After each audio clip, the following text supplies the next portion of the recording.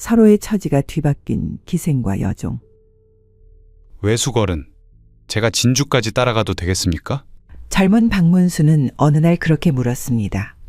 조정에 발을 들이기 전 마음속으로 꼭 한번 나란히를 직접 보고 겪고 싶었던 마음 때문이었죠. 당시 진주 목사로 부임하게 된 외숙은 박문수의 열정을 대견히 여기면서도 염려의 눈빛을 감추지 못했습니다. 내가 책상 물림이라는 말을 듣지 않으려면 세상 물정을 먼저 익히는 것도 좋지. 따라오너라. 다만 경거망동하지는 말아라. 그리하여 박문수는 외숙을 따라 진주로 향했습니다. 남도의 풍광은 서울과 달리 한적하면서도 차분한 게 그의 마음을 끌었습니다. 목사댁에 도착한 첫날, 박문수는 서실에서 책을 읽던 중 문 밖으로 한 무리의 기녀들이 지나가는 모습을 보게 되었습니다. 그리고 그중 한 여인이 그의 눈을 사로잡았죠.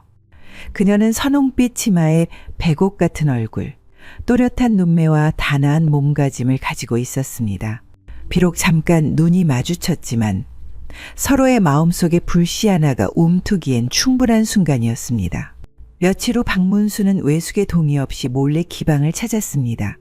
촉성로 아래 위치한 그 기방은 낮에는 조용하지만 해가 지면 등불이 켜지고 풍류를 즐기는 사내들이 삼삼오오 모이는 곳이었습니다. 박문수가 조심스레 문을 열자 안에서 검은고 소리와 잔잔한 웃음소리가 흘러나왔습니다. 기녀는 그를 알아보자마자 잠시 놀란 듯했지만 곧 수줍은 미소로 그를 맞이했습니다. 그녀는 눈길을 피하며 조심스레 다가와 말했습니다. 진짜 오실 줄은 몰랐어요. 그날 눈빛이 그냥 스쳐가는 손님이라 생각했는데. 박문수는 말없이 그녀의 눈을 바라보았고 방으로 들어서며 속삭이듯 말했습니다. 나는 한 번 마음을 준 사람을 쉽게 잊지 못하오. 그날 그대의 아름다운 자태가 내 가슴에서 떠나지 않아 이렇게 다시 왔소. 기녀는 잠시 눈을 감았다가 천천히 고개를 끄덕였습니다. 방 안엔 향냄새가 은은히 퍼졌고 둘은 마주 앉아 술잔을 주고받았습니다. 술이 오가고 이야기가 쌓일수록 서로의 거리는 조금씩 줄어들었습니다. 박문수는 그녀가 들려주는 노래에 조용히 귀를 기울였고 그녀는 그가 없는 시구에 눈빛을 빛냈습니다. 밤이 깊어가자 등불이 흔들리는 가운데 두 사람은 나란히 앉았고 기녀는 조심스레 그의 무릎에 손을 얹으며 말했습니다. 저 같은 여인에게도 이런 밤이 올 줄은 몰랐습니다. 늘 잠시 웃고 떠나는 얼굴들만 보며 살아왔는데 오늘은 다르네요. 박문수는 그녀의 손을 잡았습니다. 말끝에 담긴 외로움이 그의 가슴을 찔렀습니다. 그리고 그는 진지한 눈빛으로 그녀를 바라보며 말했습니다. 산이 무너지고 바다가 마를지라도 나는 그대의 마음을 저버리지 않을 것이오. 이것만은 믿어주시오. 기녀는 그의 손을 꼭 잡았는데 목소리는 떨렸지만 눈빛만은 단호했습니다. 저도요, 서방님. 오늘 이 밤을 오래 기억할 것입니다. 그러면서 둘은 한 이불 속으로 들어갔습니다. 그리고 다음 날 기방마당에서 또 하나의 인연이 박문수의 눈에 들어왔습니다. 얼굴이 보기 드물게 못생긴 여종 하나가 물동이를 이고 지나가고 있었는데 주변 사람들이 쑥덕거림이 들려왔습니다. 저 계집은 30이 다 됐는데 아직 남정네 손도 못 잡았다더라. 그래서 다들 일부러 피하지 않나? 거기다 저 못생긴 얼굴 주위에 있다는 것만으로도 재수가 없어진다는 말까지 나올 정도인데. 박문수는 씁쓸한 웃음을 지었습니다. 사람의 외모로 그 사람의 모든 것을 단정짓는 것이 마음에 걸렸습니다. 그날 밤 물을 들고 지나가던 여종에게 박문수는 조용히 손짓했습니다. 잠깐 이리 와보거라. 그녀는 놀란 눈으로 뒤를 돌아봤습니다. 제가 뭘 잘못했습니까요? 잘못한 것은 없으니 무서워하지 말고 이리 오너라. 그녀는 조심스레 그의 방으로 들어섰습니다. 박문수는 부드러운 말투로 말을 이었습니다. 어제 처음으로 이 기방에 왔는데 모두 외모에 집착하는 허울 좋은 껍데기 뿐이었느니라. 한데 너는 달라 보였지. 진실되고 성실해 보였느니라. 여종은 어리둥절한 눈으로 박문수를 바라봤지만 처음 듣는 칭찬에 몸둘 바를 몰랐습니다. 이윽고 둘은 하룻밤을 함께 했습니다. 그녀는 한마디도 먼저 묻지 않았고 대신 아침에 그의 손을 꼭 잡고 눈시울을 붉히며 말했습니다. 서방님, 이 나이 먹도록 사내 품을 몰랐는데 알려주셔서 그저 감사할 뿐입니다. 10년이 흘렀습니다. 박문수는 과거에 급제했고 승승장구했습니다.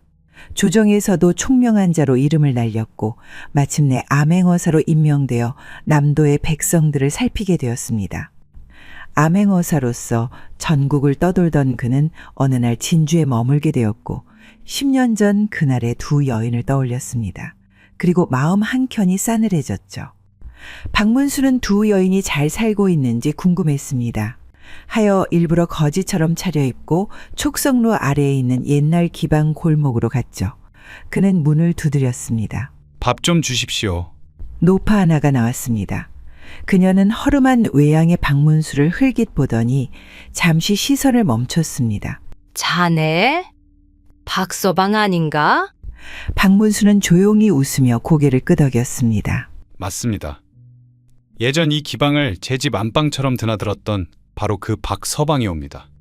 박문수의 말에 노파는 마치 귀를 의심하는 듯 두 눈을 부릅떴습니다. 희끗한 눈가가 덜덜 떨리고 입술이 무언가를 되뇌는 듯 파르르 움직였죠. 대체 그 세월 동안에 무슨 일이 있었던 것인가?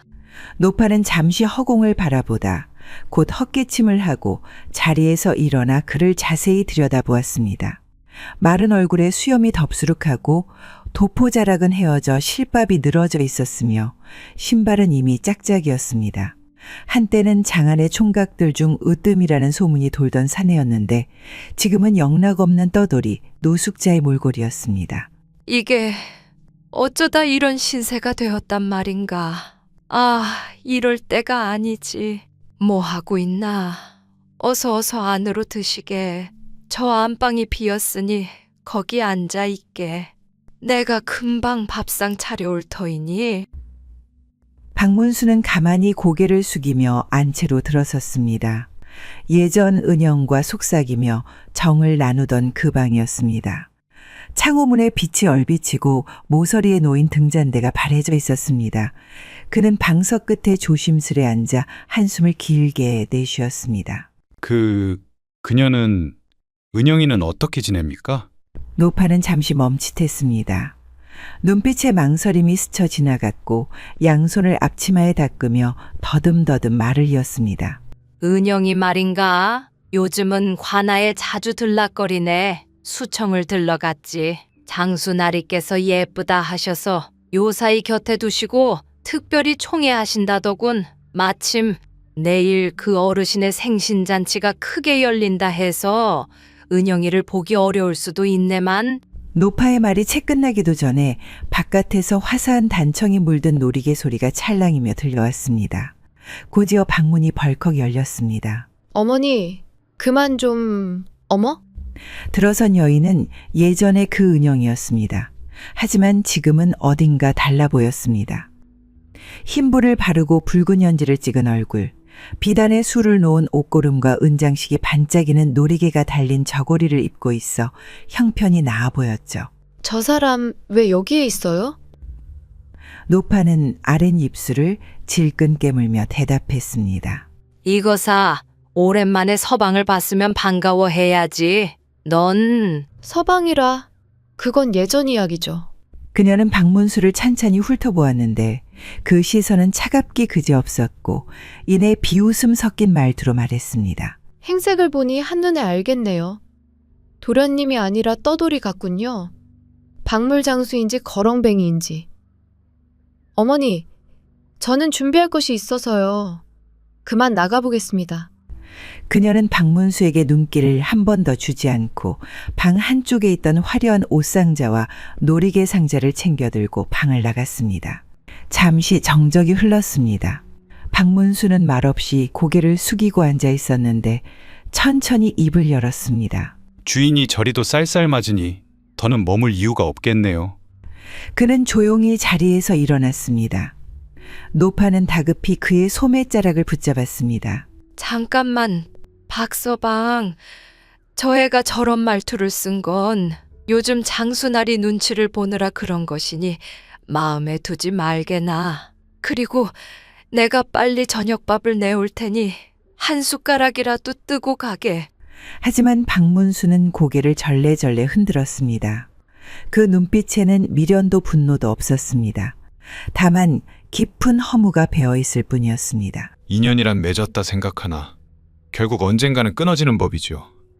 그저 늦은 깨달음이 아쉬울 따름입니다. 그는 고개를 숙여 노파에게 인사를 했습니다. 그동안 폐를 끼쳐드린 적 있다면 부디 용서해 주십시오. 그는 문을 밀며 나갔습니다. 등 뒤에서 노파의 한숨이 길게 이어졌습니다.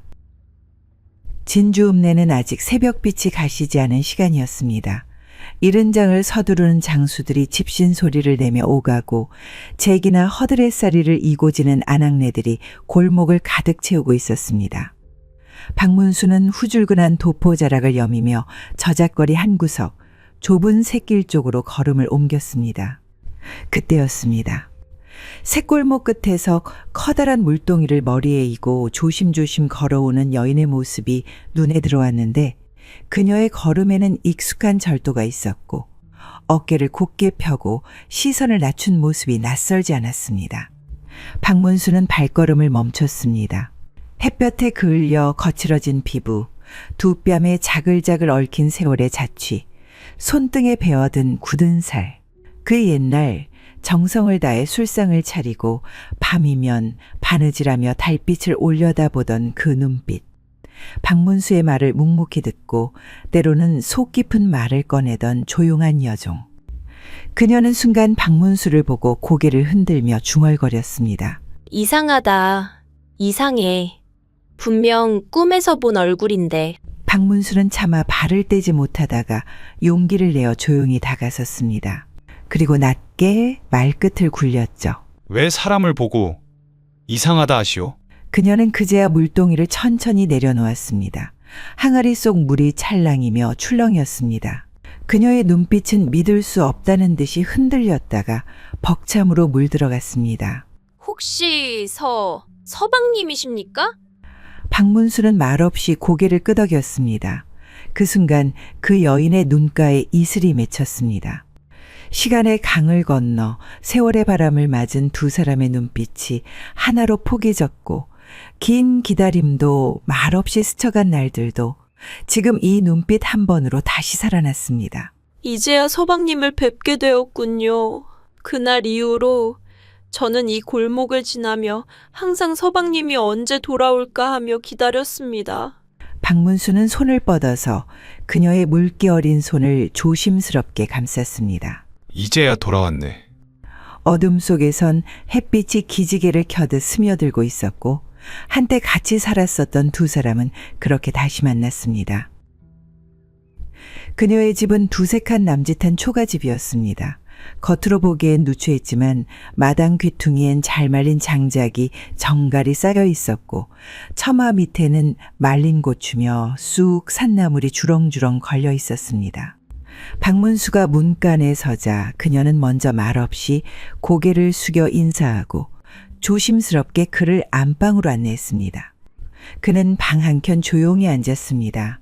방 안은 담백한 쑥내와 묵은 종이 냄새가 배어 있었고 햇빛 한 줄기가 반쯤 열린 창호 사이로 비스듬히 들어와 있었습니다. 그녀는 그제야 그를 찬찬히 바라보았습니다. 낡고 헤어진 도포, 꿰맨 자국마저 해져버린 옷자락, 먼지로 얼룩진 흰가끈, 한때의 말끔하고 기품 있던 사내의 자취는 온데간데 없고 거리를 전전한 흔적만이 남은 모습이었습니다. 그녀는 놀란 듯 두 손을 모으고 입술을 꾹 다물었습니다. 그리고 안으로 돌아가 장롱을 열고 손에 들고 있던 작은 옷상자를 꺼냈습니다. 박문수가 의아한 듯 바라보는 가운데 그녀는 상자 뚜껑을 조심스레 열었습니다. 그 안에는 고이 접힌 비단옷 한 벌이 들어 있었습니다. 자줏빛 도포의 옅은 은사자수가 곱게 놓여 있었고 안감은 보들보들한 명주로 되어 있어 오랜 세월을 견뎠음에도 윤기가 살아 있었습니다. 박문수는 숨을 삼켰습니다. 그 옷은 분명 가난한 여종의 손으로는 쉽게 구할 수 없는 것이었기 때문이었습니다. 그는 나직이 물었습니다. 이 옷은 무엇이냐? 여인은 옷자락을 어루만지며 조용히 말했습니다. 서방님의 도포가 너무 해져. 그냥은 더는 눈 뜨고 볼 수가 없었습니다. 이건 제가 지난 몇 해 동안 물깃고 품팔아 모은 돈으로 조금씩 사둔 천으로 지은 옷입니다. 그녀는 잠시 숨을 고르고 말을 이었습니다. 처음엔 300조각을 모았지만 그러다 문득 생각했습니다. 언젠가 서방님께서 정말 다시 오신다면 제 마음을 담아 조금이라도 따뜻하고 곱게 모셔야 하지 않을까 하고요. 그래서 조용히 천을 바꾸었습니다. 자줏빛 비단이 마음에 들었거든요. 그나저나 먼 길 오셨으니 밥부터 드셔야지요. 그리고 부엌으로 가서 밥을 짓기 시작했습니다. 쌀 씻는 소리, 불을 지피는 소리, 나무를 묻히는 소리가 정겹게 이어졌습니다. 박문수는 여전히 그 자리에 앉아 비단 도포를 손에 들고 가만히 천을 어루만졌습니다. 그러던 중 갑작스레 부엌 쪽에서 짤랑 하고 그릇 깨지는 소리가 났습니다. 이어서 낮은 중얼거림, 누군가를 탓하는 듯한 날카로운 욕짓거림이 섞여 들려왔습니다. 박문수는 순간 깜짝 놀라 자리에서 일어나 문간에 다가갔습니다. 방금 그 소리는 무엇이냐? 잠시 후 부엌 문 사이로 여인이 고개를 내밀었습니다. 죄송합니다. 조금 시끄러웠지요. 그녀는 다소 뜸을 들이다가 조용히 말했습니다. 남쪽에선 귀신을 섬깁니다. 아시지요? 제주나 남해 쪽에선 아직도 조상 위에 신을 먼저 모시고 해마다 별상을 차려 제사를 지냅니다. 박문수는 말을 잇지 못하고 그저 고개를 끄덕였습니다. 그녀는 천천히 말을 이었죠. 서방님과 헤어진 그날 이후 저는 매일 아침 이방 모퉁이에 제기를 차려놓고 손수 만든 신주를 모셔두었습니다. 붓을 잡아 이름을 써놓고 조심조심 수를 따르고 절을 올렸지요. 그렇게 매일같이 기도했습니다. 부디 입신양명하시고 대과의 장원 급제하시길, 언젠가는 도포자락 휘날리며 이 마을로 다시 오시기를, 관복을 입고 저 문간을 들어서 주시기를. 그녀는 잠시 숨을 삼켰습니다. 박문수는 그제야 그녀의 손이 떨리고 있음을 알아챘습니다. 하지만 10년이 지나 다시 뵌 서방님은 제가 그려왔던 모습과 너무도 달랐습니다. 기다리며 마음속으로 그리던 그분이 아닌 듯하여 그래서 화가 났습니다. 이렇게까지 되셨을 줄은 몰랐습니다. 그래서 그 마음이 무너져 내리는 순간 견딜 수가 없었습니다. 그녀는 잠시 눈을 감고 숨을 삼켰습니다.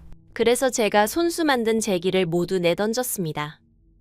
수저통이며 밥그릇, 촛대며 향로까지 무엇 하나 남기지 않고 깨워버렸지요. 제 하나뿐인 소원.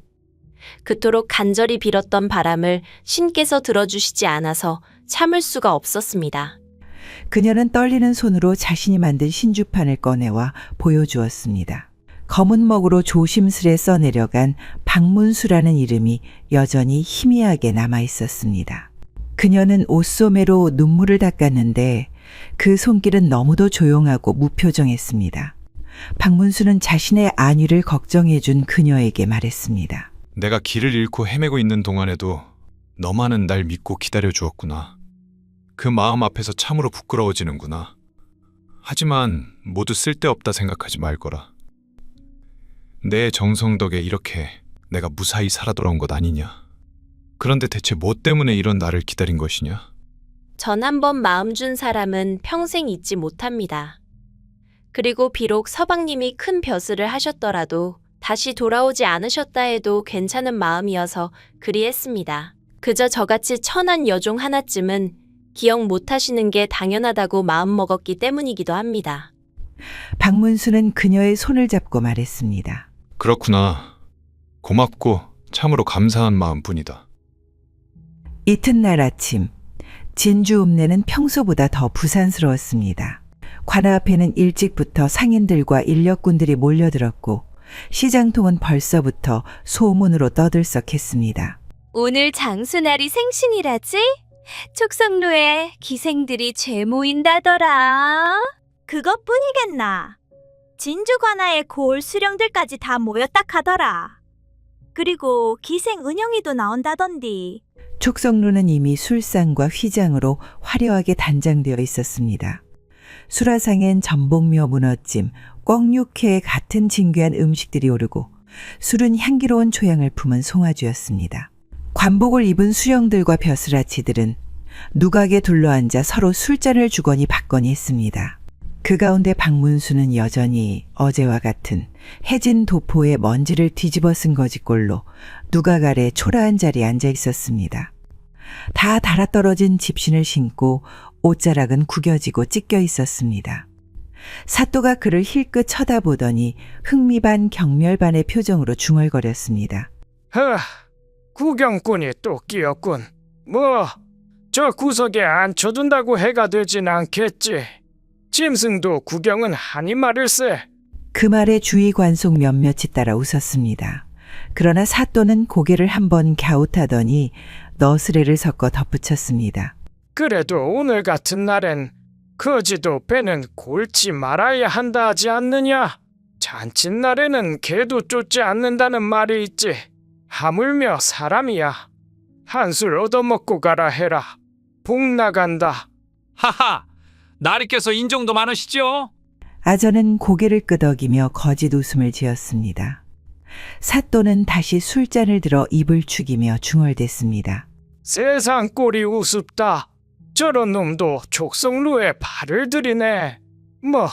세상은 원래 그런 법이지만.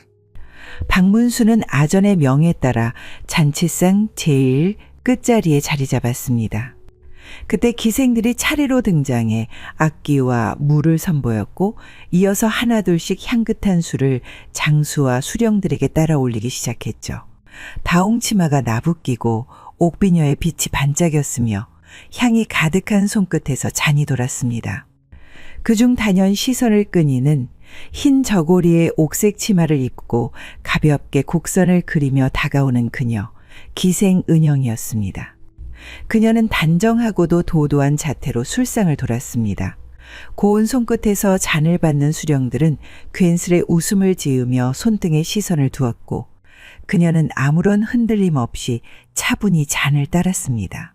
그러다 마침내 그녀가 마지막으로 술병을 들고 다가간 곳은 맨 끝자리에 있는 박문수의 자리였습니다. 그녀는 그를 보자 눈썹을 미세하게 찌푸렸습니다.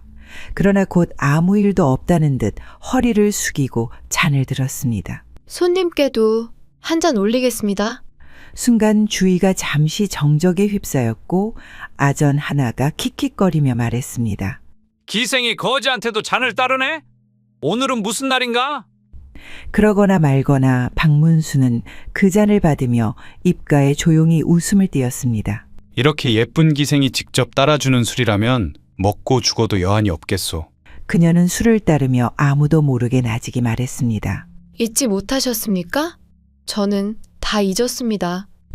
그녀의 목소리는 또렷하고도 담담했습니다. 마치 아주 오래전에 감정을 접어두고 꺼내지 않은 사람 같았죠. 박문수는 잔을 내려다보며 조용히 웃었습니다. 그리고 잔을 천천히 들며 입을 열었습니다.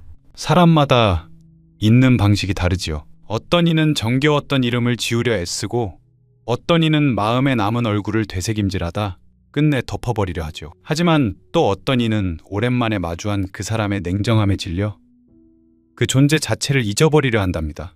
그녀는 말없이 그의 눈을 바라보았습니다. 그 말 속에 담긴 무게를 모를 리 없었죠. 기생 은영이 술잔을 내려놓고 돌아서려던 그 순간 장수는 눈살을 찌푸렸습니다. 그는 노기를 감추지 못한 채 소리쳤죠. 거지 주제에 기생에게 추파를 던져? 이건 폐악이야, 폐악! 이런 천한 놈을 어찌 가만 놔두고 잔치를 계속한단 말이냐? 그러자 사또가 손을 번쩍 들었고 하인들과 포졸들이 우르르 달려들어 박문수의 옷자락을 거칠게 움켜잡았습니다. 곧 술렁이기 시작했고 기생들마저 놀라 뒷걸음질을 쳤습니다.